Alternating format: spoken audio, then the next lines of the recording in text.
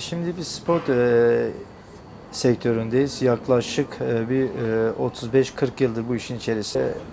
Yani bir evin içerisinde olan, ihtiyaç olan tüm malzemeleri satıyoruz. Atıyorum beyaz eşyasından, mobilyasına, yatak odasına varana kadar tüm ikinci el olarak satıyoruz. Yaklaşık bir 40 yıl diyebiliriz bu işin içerisindeyiz.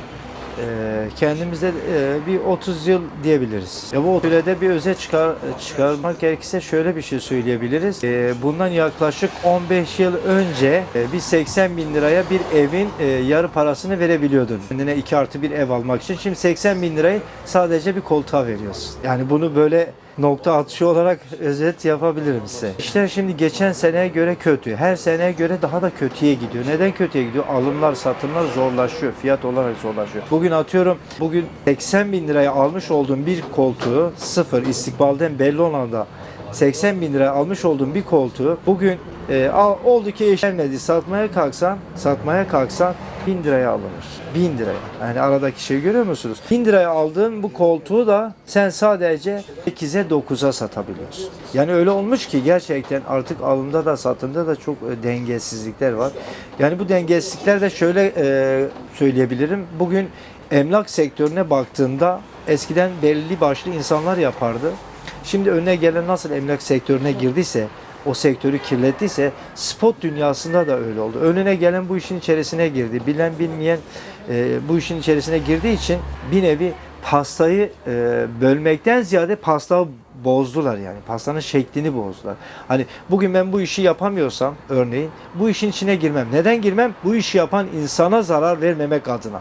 Şimdi vergi desen geçen seneye göre yani %100 diyebiliriz. Sigorta desen sigorta da öyle. Bugün bir eleman biz çalıştırıyoruz burada. Biz zaten her şeyimizi, vergimizi, ruhsatımızı, her şeyimiz tam teşekkürlü. Yani bir 10 bin lira bir sigorta ödüyoruz. Yani bir elemanın gideri bize ayda kaça mal oluyor biliyor musun? 70-80'i buluyor. Geçen sene ne kadardı bu? Geçen sene buna 50 diyebiliriz. 50 diyebiliriz. 50-60 arası diyebiliriz. Bugün 80-90'ı da buluyor. Bugün bir elemanı çalıştırmak da zor. Neden zor? Çünkü bugün baktığınızda geçim zor olduğu için haliyle artık bir elemanı çalıştığında en az bu işin içerisinde işimizde biraz malum biraz ağır olduğu için 70 bin lira bir eleman 50 bin lira isteyen oluyor aylık. Biz ne yapıyoruz? Bunu vermemek adına günlük tutuyoruz. Yani bir elemana günlük veriyoruz. Bazen 1500, bazen 2000, bazen 2500 işine göre değişiyor. Bu şekilde bize kendimizi çevirmeye çalışıyoruz.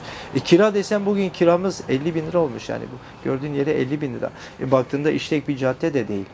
Yani baktığında depo gibi duruyor. Yani işlek bir yerde olsa bura okey. 50 bin lirayı verirsin bir iş yaparsın. Ama bugün böyle bir yerde sokak arasında geçen sene atıyorum 40'tı bugün 50 oldu kira.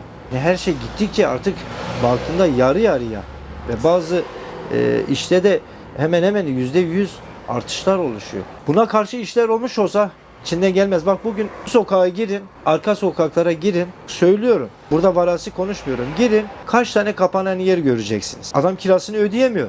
Arka taraflar adam yapmış bina altına yapmış artık depo şeklinde yapmış kiraya veriyor. Sen orayı tutuyorsun ya spot için ya emlak için ofis olarak tutuyorsun. İşlek bir yer değil mahalle arasında adam senden 50 bin lira kira istiyor. Herkes kafasına göre. Bunda denetimler çok eksik. Bugün 2+1 ev örneğin burada yan yana aynı emsallerde bu 5000 diyor, bu 3000 diyor. Bu 3000 eder değerinde veriyor. Ama bu 5000 diyor.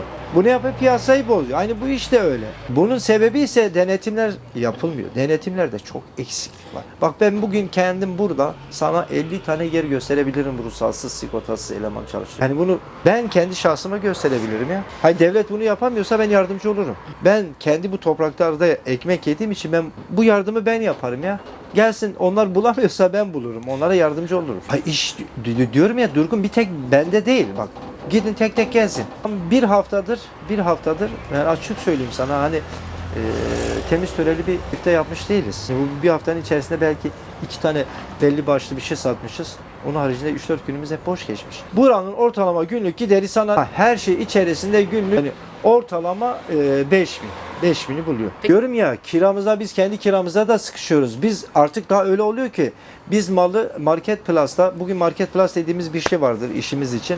Bugün Market Plus'ta eskiden bizim gibi ruhsatlı, vergili insanlar kullanıyordu. Bugün önüne gelen Market Plus'ı kullanıyor. Evde de sen koltuğunu satmak istiyorsun, Market Plus'a atıyorsun. Geçimimizi zor yapıyoruz, açık söyleyeyim yani geçim zor yapıyorum. Benim kendi şahsıma 7 kişi. Benim kendi ortağım mesela atıyorum 10 kişi. Benim ortağım mesela 10 kişi. 10 tane çocuğu var yani düşünsenize. Ha şimdi bazıları diyecek ki o zaman niye çocuk yapıyorsun? Yeri geldiğinde de devlet büyüklerimiz diyor çocuk yapmıyor. Çocuk yapıyoruz. Dediğinizi yapıyoruz peki. Siz dediğinizi yapıyor musunuz? Troll ediyor musunuz? Bizden haberiniz var mı? Size hemen sağ tarafımda elimi uzattığım yerde şu karşıda bakın orada insanlar açlıktan ölüyor bak. Açlıktan ölüyor ciddi söylüyorum. Ölüyor herkes diyor ya ölüyor. Gelin birlikte gidelim evin kapısını açın.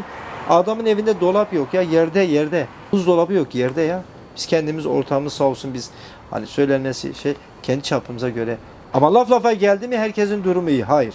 Herkesin durumu ağzımıza göre iyi. Ağzımızdan biz ikiz kuleleri de kurarız. Ağzımıza göre olmuyor bu işlerde. Onun için biz gerçekten geçimimizde de zorlanıyoruz. Bunun apaçık kanıtını da verebiliriz. Yani giderimiz bugün ben vergimi veriyorum. Sigortamı veriyorum değil mi? Ben şu an devletin kontrolü altındayım. Benim bu dediklerimde yalan olmaz. Ben bunları veriyorum ve benim gelirim de belli. Gelirime de bakabilir. Benim giderlerime de bakabilir. Ev giderlerime de, iş yerime de birbirlerini karşılamıyor. Zorlanıyoruz. Çare nerede? Çare denetimlerimizin çok sıkı yapılması lazım. Her sektörde herkesin girmesi için bizim gibi vergisini, sigortasını düzenli bir şekilde ve bu hükümetin gerçekten artık gitmesi lazım. Bugün bir evde bir çocuk büyüyorsa babasının nasıl yerine geçmesi şartsa bizim ülkemize de bizi yöneten yıllardan beri artık daha gerek yaş itibariyle gerek artık daha yapamadığından dolayı yeni bir kanun, yeni bir düzenleme ile gerçekten güzel olur. Eğer biz de ülkemizi seviyoruz.